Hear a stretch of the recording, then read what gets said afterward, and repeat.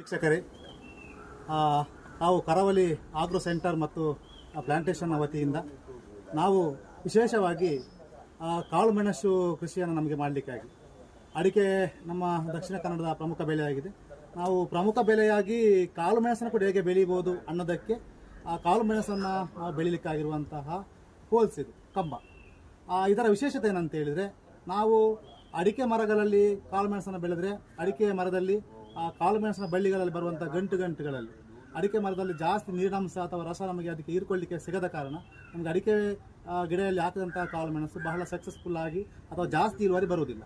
ಆ ಕಾರಣಕ್ಕೆ ಈ ಆಧುನಿಕ ಮಾದರಿಯ ಕಾಳು ಮೆಣಸನ್ನು ಬೆಳೆಯುವಂತಹ ಪೋಲ್ಸ್ ಕಂಬವನ್ನು ನಾವು ತಯಾರು ಮಾಡಿಸಿದ್ದೇವೆ. ಈ ಕಂಬ ನೀವು ಹತ್ತಿರದ ಒಂದು ಗಮನಿಸಿ, ಇದರಲ್ಲಿ ತುಂಬ ಅಲ್ಲಲ್ಲಿ ರಂಧ್ರಗಳಿದ್ದಾವೆ. ಈ ಥರ ರಂಧ್ರಗಳನ್ನು ನಾವು ತುಂಬ ಕಂಬ ಸುತ್ತಲೂ ನಾವು ಮಾಡಿಸಿದ್ದೇವೆ. ಈ ಥರ ಮಾಡಿಸಿ ಮತ್ತೆ